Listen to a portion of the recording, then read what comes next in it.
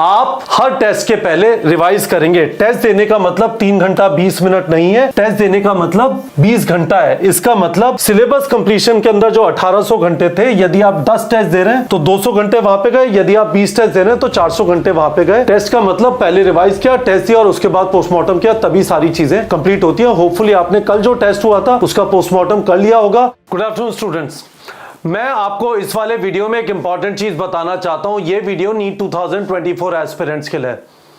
मैं आपसे सवाल पूछना चाहता हूं, क्या आप डेली रिवाइज कर रहे हैं? क्यों डेली रिवीजन इंपॉर्टेंट है? 5-7 मिनट का एक वीडियो है, एंड तक देखिए। मैं आपके दिमाग में एक चीज बैठा देना चाहता हूं कि यदि आप डेली रिवाइज नहीं करेंगे तो बहुत सारी गड़बड़ें होना चालू हो जाएंगी।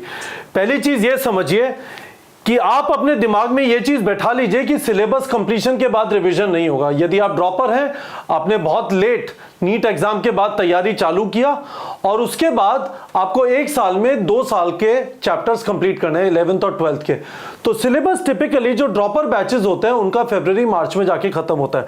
That is perfectly okay. तो आपका जब सिलेबस कंप्लीशन चल रहा है, ठीक है, जब आपका सिलेबस कंप्लीशन चल रहा है और ये खत्म होता है लेट्स से 31 मार्च को, दैट इज परफेक्टली ओके। आपको साथ साथ में मॉक टेस्ट भी हो रहे हैं, राइट? रेगुलरली आपके मॉक टेस्ट भी होंगे। मॉक टेस्ट से पहले आपको तैयार होना है, तो ये आपका रिवीजन ऐड हो गया। अपने दिमाग में बैठा लीजिए, आपको सिलेबस दिसंबर एंड तक करने की जरूरत नहीं है। आप अपना सिलेबस चलते रहने दीजिए, साथ में जो मॉक टेस्ट हैं उसके लिए रिवाइज करते रहिए। क्यों रिवीजन इतना ज्यादा इंपॉर्टेंट है? रिवीजन इतना इसलिए इंपॉर्टेंट है कि नीट के सिलेबस में नई एनसीईआरटी के हिसाब से 79 चैप्टर्स है ना, 79 चैप्टर्स हैं। 28 फिजिक्स में है, 19 केमिस्ट्री में है और 32 बायोलॉजी में है। ठीक है, 79 चैप्टर्स हैं। आप भूल जाएंगे, सिंपल सी प्रॉब्लम है। यदि आप रेगुलरली रिवाइज नहीं करेंगे तो आप भूल जाएंगे, और रिवाइज करने के बाद जब आपको मॉक टेस्ट के बाद अपने वीक एरिया पता चलेंगे तो वो रिवीजन भी आप ऐड कर लेंगे, तो कंसोलिडेशन होगा, ज्यादा टाइम उन चीजों पे जाने लगेगा जहां पे आपकी चीजें वीक हैं। ठीक है, तो मैं आपको ये बोलना चाहता हूं, मैं इस वाले वीडियो के अंदर सबसे पहले अपने दिमाग में ये बैठा लीजिए, 5 महीने, नवंबर, दिसंबर, जनवरी, फरवरी, मार्च, 5 महीने में करीब 21 हफ्ते, 150 दिन, हर रोज 12 घंटे पढ़ेंगे, करीब 1800 घंटे पढ़ा जा सकता है। 12 घंटे पढ़ के 1800 घंटे पढ़ा जा सकता है। अब आप यदि ये सोच रहे हैं कि सर डेली रूटीन क्या होगा, तो उसी क्वेश्चन पे आ जाते हैं।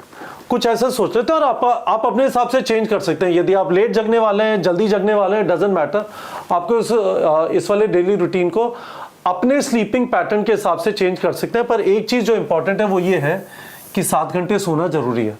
मेरे हिसाब से 7 घंटे सोना जरूरी है। आप मैनुअल लेबर नहीं कर रहे हैं, आपको अपने दिमाग को चलाना, दिमाग जो है वो थकना नहीं चाहिए और आपको बोरियत नहीं आनी है, तो you have to keep yourself refreshed.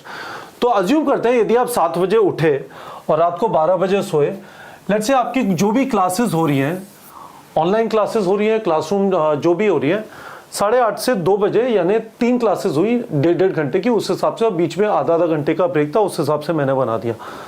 उसके बाद आपका लंच और उसके साथ आपने कुछ हल्का फुल्का ब्रेक ले लिया, 1 घंटा उसमें क्या, 3 बजे से 5 बजे तक जो भी आपको पढ़ाया गया आपने उसे रिवाइज कर लिया। तो हम अभी सिलेबस कंप्लीशन की चीजें ही कर रहे हैं।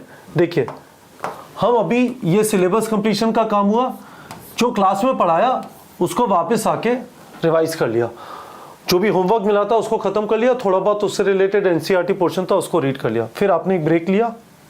इंपॉर्टेंट है, देखिए मैंने बार बार ब्रेक्स लिखे हुए है ना। फिर आपने 6 से 8 बजे तक एक सेट ऑफ एमसीक्यू प्रैक्टिस कर लिया। सिलेबस कंप्लीशन के अराउंड ही चल रहा है, जो आपको पढ़ा गया उससे रिलेटेड ही आपने कुछ एमसीक्यू प्रैक्टिस यहाँ भी किया था, यहाँ पे भी कर लिया। फिर आपने डिनर एंड ब्रेक लिया 1 घंटे का। देखिए ब्रेक्स मैंने आपको 1, 2 है ना, इतना आराम से ब्रेक लग सकता है। और उसके बाद 9 बजे से 10 बजे तक एक और राउंड आपने एमसीक्यू प्रैक्टिस कर लिया। ये सारा काम जो है टिल 10 PM आपका सिलेबस कंप्लीशन का काम चला। सही है। मैं आपको ये रेकमेंड कर रहा हूं कि 10 PM टू 12 नाइट जब आप सोएंगे, इसको रिवीजन के लिए डेडिकेट कर दीजिए। मुझे आपसे वीडियो के कमेंट सेक्शन में ये वाला प्रॉमिस चाहिए कि रिवीजन के लिए डेडिकेटेड टाइम चाहिए डेली, रिवीजन के लिए डेडिकेटेड टाइम चाहिए डेली। यहाँ से यदि चीज़ स्पिल ओवर हो रही है, ये कॉम्प्रोमाइज़ नहीं होना चाहिए, ये चीज़ कॉम्प्रोमाइज़ नहीं होनी चाहिए, इस पे क्रॉस नहीं लगेगा कल रिवाइज कर लूँगा, नहीं कल नहीं होगा। रिवीजन करिए, जो आपने अब तक चैप्टर पढ़ लिया उनको रिवाइज करिए। तो रिवीजन का लॉजिक मेरे हिसाब से बहुत सिंपल है। आप जैसे हमारी टेस्ट सीरीज को देखेंगे, ठीक है, तो आपका अगला टेस्ट आ रहा है 12 नवंबर को, ठीक है, उसके बाद आपका टेस्ट 26 नवंबर को होगा, फिर 10 दिसंबर है, उसके बाद वीकली हो जाएगा 17 दिसंबर, है ना। यहाँ से हमारी क्लासरूम टेस्ट सीरीज भी चालू हो जाएगी।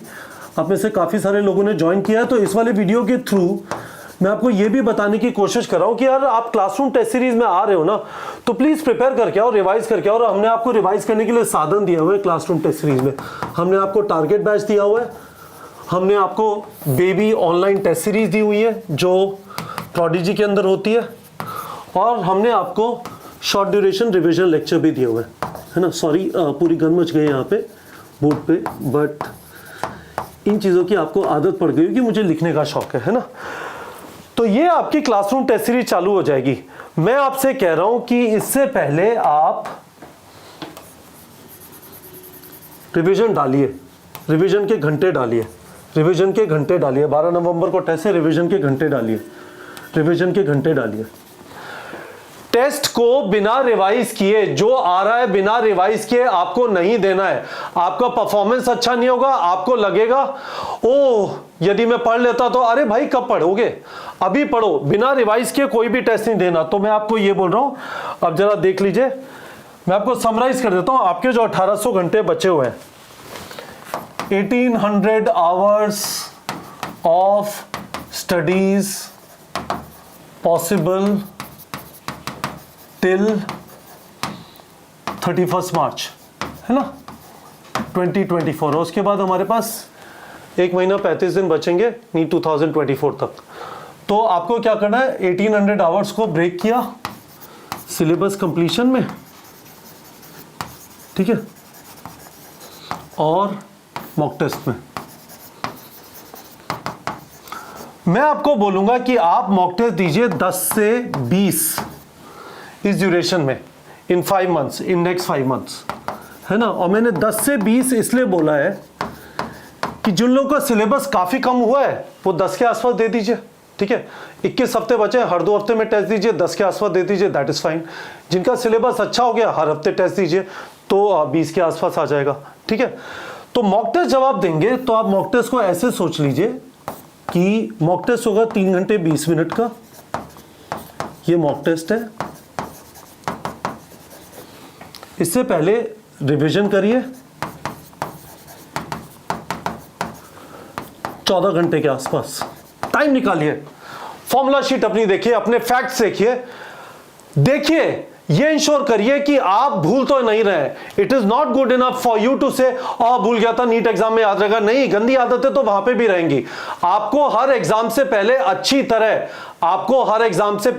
तरह रिवाइज करना है, ठीक है।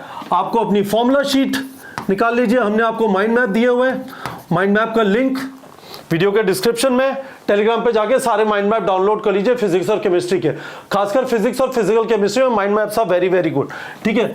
आपने जो भी फैक्ट शीट्स वगैरह बनाई हैं उनको यूज करिए, आपने जो भी नोट्स बनाए हैं उनको यूज करिए, पर आदत डालिए खुद को क्विकली रिवाइज करने की। आपका टेस्ट है, अभी तो कम चैप्टर्स होंगे, जैसे 10 दिसंबर का टेस्ट है, उसके अंदर 3 ही चैप्टर बायोलॉजी के हैं, फिजिक्स के 4-5 चैप्टर होंगे, केमिस्ट्री के 3-4 चैप्टर होंगे। छोटा छोटा रिवाइज, पर आदत क्या है, आप ये आदत डाल रहे हैं रिवाइज करने की, और ये जो 14 घंटे है ये डेली आपको डालना है, ठीक है।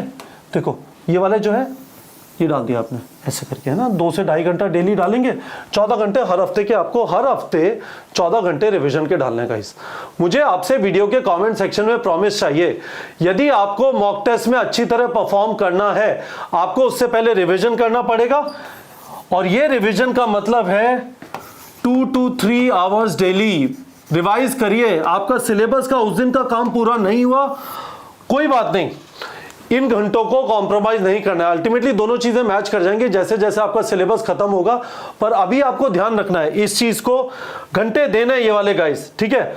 और मॉक टेस्ट देने के बाद आपको पोस्टमार्टम करना है, पोस्टमार्टम, है ना, 2.5 to 3 आवर्स का, जहां पे आपको पता चलेगा आपके वीक एरियाज कौन से हैं और उनको एक्स्ट्रा टाइम देंगे और वो भी फिर रिवीजन आवर्स में ऐड हो जाएगा। तो वीक एरियाज हो गए, weak areas from mock test given, है ना, और ये दूसरा है फॉर नेक्स्ट मॉक टेस्ट। ये दोनों मिला के 2.5 से 3 घंटे डेली के आपको निकाल के देना है। होपफुली आप लोग को समझ में आ गया होगा। जैसे मैं आपको बता रहा था, ये जैसे हमारी टेस्ट सीरीज है ना, तो देख लीजिए, तो इस ऑनलाइन वाले में तो 200 के आसपास टेस्ट हैं, काफ़ी सारे बेबी टेस्ट हैं। पर ये देखिए, ये 26 नवंबर वाला मैं आपको बता रहा था, 26 नवंबर वाला आएगा, उसके बाद 10 दिसंबर आएगा, फिर देखिए हर हफ्ते हो जाएगा चालू। अभी हम आपको 2-2 हफ्ते के ड्यूरेशन पे दे रहे हैं। ये 10 दिसंबर, 17 दिसंबर, 24 दिसंबर, ये सारे जो टेस्ट हैं, 31 दिसंबर, ये सारे टेस्ट क्लासरूम टेस्ट सीरीज में भी और ऑफलाइन के अंदर भी हैं। पर आपको कोई भी टेस्ट बिना रिवाइज के नहीं देना, आपकी अच्छी परफॉर्मेंस नहीं आएगी। आपको बेमतलब में जो कॉन्फिडेंस मिल सकता है मॉक टेस्ट में अच्छे स्कोर से, वो आपको कॉन्फिडेंस नहीं मिलेगा गाइस। तो गाइस देखिए, मैंने बोर्ड को है ना अच्छी तरह मचा दिया है इसके ऊपर, तो पर होपफुली आप लोग को समझ में आ गया होगा। इस वाले वीडियो के थ्रू मैं आपसे ये कमेंट सेक्शन में प्रॉमिस चाहता हूं, आप हर टेस्ट के पहले रिवाइज करेंगे। टेस्ट देने का मतलब 3 घंटा 20 मिनट नहीं है, टेस्ट देने का मतलब 20 घंटा है। इसका मतलब सिलेबस कंप्लीशन के अंदर जो 1800 घंटे थे, यदि आप 10 टेस्ट दे रहे हैं तो 200 घंटे वहां पे गए, यदि आप 20 टेस्ट दे रहे हैं तो 400 घंटे वहां पे गए। टेस्ट का मतलब पहले रिवाइज किया, टेस्ट दिया और उसके बाद पोस्टमार्टम किया, तभी सारी चीजें कंप्लीट होती है। होपफुली आपने कल जो टेस्ट हुआ था उसका पोस्टमार्टम कर लिया होगा और आप अगले संडे को जो टेस्ट आ रहा है, फुल ड्यूरेशन टेस्ट जो है, आने वाले संडे को 6 दिन के बाद आप उसकी तैयारी कर रहे हैं। मुझे वापस आपसे वीडियो के कमेंट सेक्शन में प्रॉमिस चाहिए, आप कोई भी टेस्ट बिना रिवीजन के नहीं देंगे। और दूसरी चीज, आप हर रोज 2 से 3 घंटे रिवीजन करेंगे। ठीक है बच्चों।